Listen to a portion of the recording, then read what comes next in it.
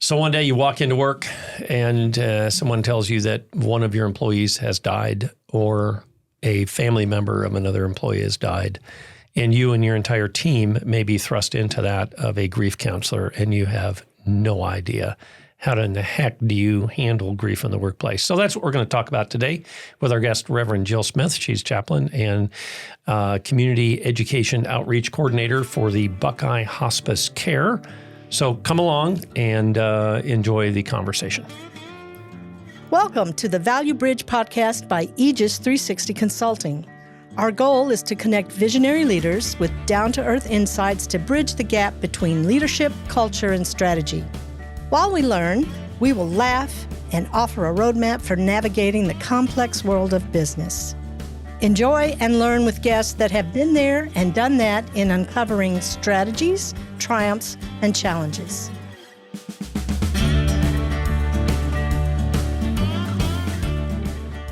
Welcome, Jill. I'm glad you're here. Thank you. Yeah. I'm glad to be here. Yeah, you know. This super uplifting topic that everyone's I know. So we're going to start with dying something. to hear about. We're going to start with something a little light, Okay. and we're going to end with something a little light. Okay. Okay. So here you go. Okay. Your favorite toy as a child.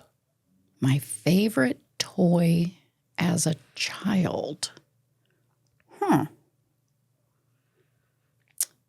So I'm trying to think about like Christmases, because that's when we would usually get toys. Now there was the one Christmas where so the rule in our house was Santa is busy making the toys. He does not have time to wrap them. Oh. So when you would come down on Christmas morning, anything unwrapped was from Santa. Was from Santa. Oh, okay. Yeah. So walked down one Christmas and there were only 2 boxes under the Christmas tree unwrapped. One with my brother Jeff's name on it and one with my name on it. And there was a lump of coal in each one. And I just cried, and Jeff just kept going, I know we have toys somewhere. I know we have toys somewhere. He was right, we did, but I was still just crying because I was sure I had been that bad and didn't get any toys that year. Your parents were just a ball of laughs, weren't Just they? mean. They were just mean and hateful. Of course, I reminded Mom, who's now, 88 years old, about it. She's like, I don't remember that. I'm like, well, that's convenient. Convenient, Convenient. yeah. It was probably all Dad's idea, let's be honest. It's probably him. But I probably the year we all got all board games, and that was just so great because then we just sat around as a family. Oh, that's fun. Playing board games and stuff. Okay. Fun things like 10-4 Good Buddy, because I was really into being a trucker that year. Oh, fun. Yeah, 10-4 Good Buddy, the trucker game. The trucker game. I don't know what never knew role that I existed. played in the trucker. Do you still world. have the trucker game? No, I don't think so. Okay. No. Mom got rid of it. or Yeah, did something. Yeah, Fisher Price. We had all the Fisher Price toys. All the fun stuff. Yeah, Awesome. good stuff. Awesome. So a little bit more serious. So, there's a lot of things that people say, and you do a whole program on what not to say. We do. Around this topic. So let's just first talk about that first stunning moment. You're a manager and an employee has passed away or there's some tragedy that you feel like you have to deal with. Right. And words just come up in your mouth and they start flying out and they're probably not the best ones. Probably not. I mean, it depends on this situation. In this situation, are you needing to address it to the employees and tell them? I mean, is that what you're saying? It could be. Yeah. Okay. I mean, or the employees told you they already know. Right. I think it's so important to be honest and upfront with whatever information you have. Okay. Don't say anything that you don't know to be true, first of all. And I say that coming from personal experience. When we lost my brother, Jeff, in 2015, we found out that his boss told the workers in the restaurant that he had some sort of heart issue and that's what he died from. And that was a out-and-out, bold-faced lie because, as a lot of people know, my brother took his own life. And he felt like he was doing us a favor, which he was not, because we decided early on that we were going to talk about what happened with Jeff. And so for, some of his employees to be at the funeral and to find out that what they were told wasn't true was just difficult for us to have to re-explain it. Oh, my lands. Yeah. Yeah. So I think if you have the information and if the family is talking about it, right, then it's okay for you to talk about whatever it is. Yeah, right. And at that point, we had been talking about it, so it was not okay for him to say anything other than the truth. Sure. So okay. So it could be a car accident. It could be, as you say, suicide. It could be a heart attack. It could be they died of a long illness and it was somewhat expected. But then there's all these other things that we say to each other. I always say in a way to make we think we're making. We don't say it to be mean. No. Right? But it can be really hurtful. It can be, and it always amazes me the things that people hold on to. They rarely hold on to all the wonderful condolences that people give them, but they'll hold on to one thing that just sits wrong with them, and they hold on to that forever. And I always say, we don't know what to say sometimes when we find out somebody has died. Right. We need to take that into consideration when other people are saying things to us. They don't know what to say. They're not ever intentionally going to be mean or unkind with what they say. It might come out that way, but that was never their intention. Nobody does that. Right. And so we just kind of need to take everything with a grain of salt. And when it comes down to it, there's nothing wrong with saying, I am so sorry for your loss. There's nothing wrong with that. It can just be really, really simple. And people try to sometimes get too eloquent. They try and say too much. They try to, there's just so many things that they try to do when they don't need to. Right. I read a research study of the 72 most said things in a situation like this. And in the research, they said only 19 were helpful. And it was like, holy criminy. And then when you read all the rest, whatever that remaining number is, I went to public school, so be nice to me with my head math. So did I. So whatever that remaining number is, right, is like things I've said. And I was like, oh, geez. Right. Right? And you do this neat little workshop on what not to say, and you have little things that people hold up. And say it, don't say it. So tell us a little bit, yeah. Well, and in that, so I break it down because not everybody has necessarily dealt with a death. But so in my program, What Not to Say, I talk about the things you're not supposed to say if somebody's going through a death, a diagnosis, or a divorce. All very traumatic situations. The 3 Ds. Oh, yeah. geez. Okay. Death, diagnosis, and None divorce. of them fun. No. Right. But a lot of times when we hear any of those things, we don't know what to say. And it was interesting. I had the opportunity recently. I've been doing some work with support groups over at Stewart's Caring Place, which helps people who are going through cancer. And I was doing the support group for people who are currently dealing with cancer. And I was able to ask them, I said, what's the most unhelpful, what's the worst thing that people have said to you? And it was unanimous. The one thing that they wished no one would say to them. Oh, my gosh. And that was, you're so strong. Oh. Because they went, no, I'm not. I don't want this. I don't want to have to be dealing with this. I'm just dealing with the hand I've been dealt. I'm not strong. They don't see themselves that way. They don't want to be called that. And I was so blown away because it wasn't something that was ever in my program. It is now. But I was just blown away that it was unanimous that nobody ever wanted to be called strong because they got cancer. That's an interesting story because in so many different ways, if we if we listen and become a little curious, it's amazing what we can learn. Instead of just thinking we know the right answer. Yeah. Yeah, it's just astounding. So you're a leader. You're the president of a medium-sized company. Is it good to just, let people gather and have memorial service is a wrong term, but a chance to just. But I've done that before too. I've had memorial services for workplaces that have lost somebody. I've done it in some big businesses where they lost somebody. They had actually, that one company had actually lost somebody. They literally went to the bathroom, had a heart attack, and died at work. And so I went in and did a memorial service for the employees because it was very traumatic. I did it for a nursing home one time that very suddenly lost one of their employees. And of course the workers couldn't leave to all go to the funeral. And so, and for the residents too, because they get close to the people that care for them. And so we had a memorial service at the nursing home so that they could have that kind of time of closure as well. So I don't think there's anything wrong with absolutely organizing something formal like that. And like I say, I've had companies reach out to me, and I've done that. We're fortunate in Northeast Ohio. We have a lot of really, really wonderful grief support organizations. Of course, I think one of the best is the Grief Care Place in Stowe. And so I know sometimes companies have reached out to them, and sometimes they'll reach out to me and say, we need help with this situation. Pardon me. And so, so we can go through that. There's also Cornerstone of Hope that's over in Independence. Like I say, we're very lucky that we have a lot of grief support here. So that makes me think of something else. Somebody could be listening to this from California and they don't know Stowe, but how would you suggest they go find a place like that? Just Google it? I mean, is it that simple? Truly start by just Googling grief support near me. A lot of times what will come up is there is a national group called Grief Share that's done in churches. And so probably a lot of times that will come up because churches can get the material, they can run it themselves, that kind of thing. And it's a, kind of a peer grief support group that, like I say, that churches can run. But that's absolutely the number one way to start. Just Google grief support near me and see what you find. Because you don't know that it exists until you need it. It's not something you ever pay attention to. Right.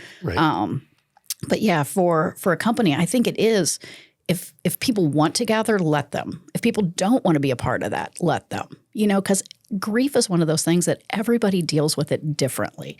Some people will want to talk about it. Some people won't want to talk about it. One of the questions I get most asked when I suggest somebody go to the Grief Care Place, and I'll say, there's a grief support group that I recommend you start with. It's kind of their basics of grief. Mm-hmm. And they go, do I have to say anything? You absolutely don't. Sometimes just sitting there listening to what the other people are saying makes you realize I'm not the only one going through this. And so allowing people to come and not forcing anybody to talk or say anything. But you also open it up to share memories, because that's always a great way to, to get people talking about, the person that's been lost. Yeah. So I think the elephant in the room, we got to talk about it. So somebody picks up the phone and they call you as a chaplain or anybody, and they go, wait a minute, can I do a memorial service in my business? And we've got people from all kinds of religious stripes here. How does that work? Well, a memorial service doesn't have to be faith-based. I think it's important to know if there's any knowledge of what that person's faith was, that maybe that's what you respect and what everybody should be respecting in that moment. Okay. So, so that's, definitely an option. And like I say, if you know that they were, a part of a particular faith, then maybe reach out to them and ask them for, for support in doing that. But I don't think a memorial service has to necessarily have a religious aspect to it. Okay. Again, I think it depends on, because I've done memorial services for people who weren't Christians, that maybe didn't really claim any particular faith. Uh-huh. And so it's the need to be respectful. And so I, have performed services where I didn't use scripture. I didn't, talk about Jesus or God, because I know that's not something they would have wanted. Right. And that is the good thing about reaching out to somebody who's a chaplain, because a chaplain should be versed in all kinds of different faith bases and understand, how to be respectful of different faith backgrounds. So that's interesting, because the word is a carryover. When I was in the military, we had chaplains, and they, we had Baptist, we had from the Jewish faith, we had Catholics, we have all kinds of chaplains, but they would service everybody in the military, and it didn't matter. They didn't try to convert you or make you something, whatever. But and they were most of them were a hoot and a half. They were hysterical. We had a great time. Much like myself. Much like yourself. Yeah. So, and hospice chaplains are that same way. Hospice chaplains. I was going to ask, is that a carryover? Yeah, hospice chaplains are should be trained. And have an understanding of all different backgrounds. And would that be the same for just a chaplain that works in a hospital? Yes. Not necessarily hospice, but they're serving all the patients in the hospital. So so same way. So reaching out, if you didn't know where else to go, you could reach out to a chaplain almost at a hospital or through a social network of some description or a hospice. Do all hospice have chaplains? So I've always found it really interesting. Hospice is hospice is covered through Medicare. Okay. There's no cost to hospice for the individual. It's covered through their Medicare coverage. Okay. And yet Medicare, which of course is the government, right, requires spiritual care to be part of that. Oh, cool. Part of that That's kinda team. neat. It is really neat. Yeah, that even the government realizes at end of life, it's important to have spiritual care. Right. Now, some people will refuse spiritual care from their hospice team, and that's fine. They can do that too. Okay. But so all hospices have a chaplain, at least one, depending on how big they are, maybe more, that serve the patients that they're serving. Got it. Yeah.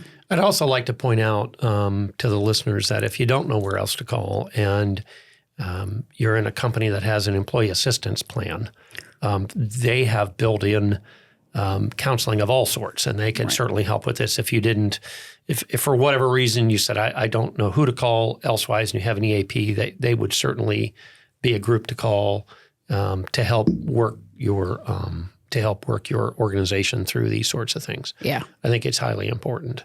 Yeah. It really is. I know a client of ours went through this a couple of years ago, and they had somebody not show up for work. And this was a person that literally never missed work, ever.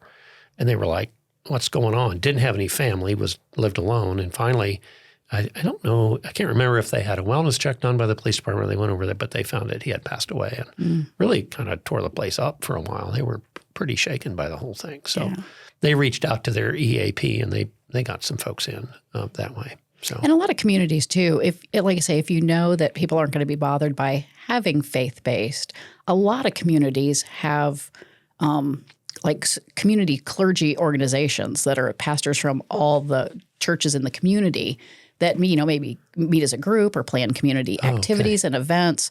So you could always probably reach out to just an individual church and find out if there is a ministerial association for the community. And because a lot of times they'll also provide support for schools if they go through a difficult situation, and there's usually a support team through them that could come and help also. Something else I'd like to point out on this, and it's not necessarily on the chaplain side of the house, but I would also point out to leaders that when you're dealing with this sort of a thing, that you need to be thinking about how is my team in the immediacy after this, Are they okay to be driving a tow motor? Are they okay to be doing a dangerous job? Are they refocused on their work? I think it's important that as leaders, we take a look at let's pay attention to what's going on here. And if we need to take another 30 minutes or a half a day or whatever it is to make sure that the rest of everybody is safe, dealing with this is important because it can be very distracting for sure. Right. I mean, it probably shouldn't go out and fly an airplane afterwards or something. Get control of yourself, let yourself get through it. Right. Absolutely. And I think too, a lot of times a combination of maybe doing 30-minute group session and then just making, having somebody available maybe for the rest of the day in case anybody wants to come talk one-on-one. After something tragic like that happens, I think doing both will serve different needs for different people too. So sometimes just the offer, like having you come in and just, hey, we have a chaplain here. They'll be in the conference room 1, and if nobody comes and visits, fine. But we as a company have made the offer to you, and this is available. And sometimes that's enough for people to just feel like, oh, they care about me. Exactly. Exactly. Sometimes that's all that it takes just to be reassured that, oh, gosh, if I did need something, that the company cares. I guess the entire conversation goes back to something you said right at the beginning, and that is the person that your brother worked for was not honest with his employees. That can't happen. It clearly did, though. Well, I mean, yes, it can. It can and does happen, but it should not happen. And and everything you've kind of talked about is like, let's just be honest with each other about what's going on here, right? And be honest with the fact that some of you may feel pretty cruddy right now, and that's okay, right? And let's just talk about the elephant in the room. And I think that's kind of the big takeaway that I've heard you talk about, and then make some sort of support available, either through referral or bringing somebody in or whatever it might be, whatever might be appropriate for that group, right? Right, yeah. Yeah. Well, I can't thank you enough. I've got a lightning round I'd like to finish up with. Okay. Of grief questions? No, this is good. not. No, this is not grief questions. This is remember I said we're going to start light and we're going to end Oh, light. I do remember that now. It's all coming back to me. So you may wish you hadn't been sitting here. I've already wished that, but here we are. What song would you sing in karaoke? Are you singing along with me? No. Oh. So then it's not Paradise by the Dashboard Light, because that's a duet. What song would I sing in karaoke? Yeah. Nobody wants to hear me sing karaoke. Nobody wants to hear anybody sing karaoke. Let's be honest. That's a valid point. Yeah, if you're good, you're not that. singing karaoke. That's for darn sure. I don't go to karaoke bars because I don't want to hear anybody sing it. Billy Idol's White Wedding. Oh, okay. Interesting. All right. For very specific reasons. Okay. Okay. Let's just keep going. This is a lightning round, not another interview, so we'll just leave it go there. Favorite movie? Princess Bride. Oh, okay. Marriage. Marriage. I've done that before. Yes. When you've done weddings? In an actual wedding ceremony that was in a castle. Oh, that's hysterical. I literally took the whole thing and redid it and expounded on it, and which reminds me, I want to follow up on something. And I did it in the rehearsal at my friend Jody's wedding because they wanted me to get up and read the scripture, and I just got up and went, marriage. And the pastor looked at me and went, are you going to read the scripture? And I went, tomorrow I will, and walked away. Was never invited back to that church. Go figure. Go figure. Right. Astounding. Your favorite cuss word? My favorite cuss word? Son of a nutcracker. That's all I'm going to get out of you. My mom might listen to this. What's your favorite cuss word? I just said son of a nutcracker. Isn't everybody's It's okay, good. Thank you. And you know what I say? No, I don't know what you say. Nowhere in the Bible does it say you can't say Oh, okay. Awesome. That's fantastic. That's fantastic. So I had a couple of lightning rounds, but you brought something up I want to finish this off with, and that's just a short story.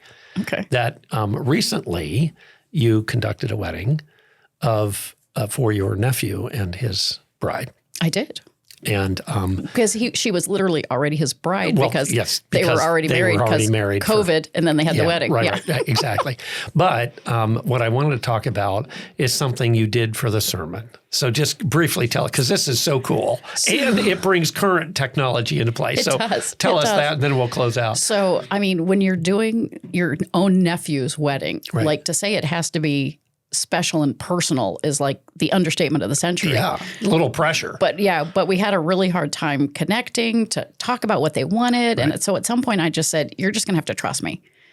And I don't know if they did or not, but they didn't have a backup plan. So I was still going to be the minister that day. Right. And so knowing that they are both huge Foo Fighters fans, I knew that I wanted to include the Foo Fighters in part of the message. And so a dear friend of mine, your wife,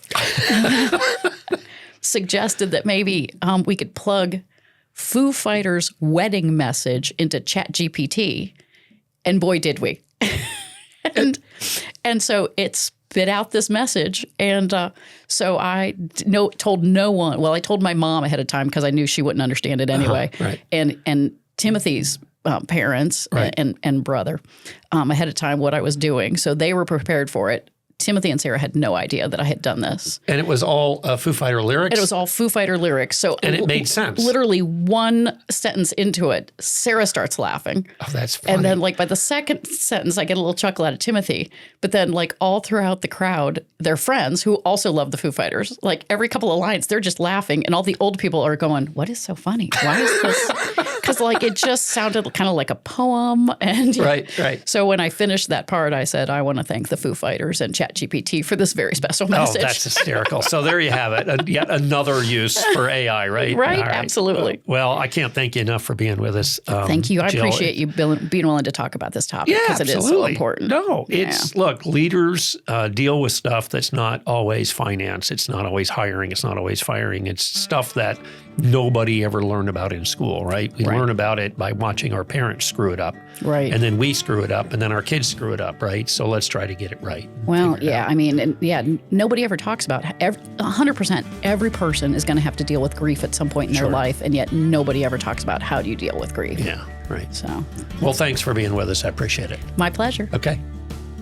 You have been listening to the Value Bridge podcast, a monthly 45 minutes or less of pithy, relevant, and helpful advice on everything business.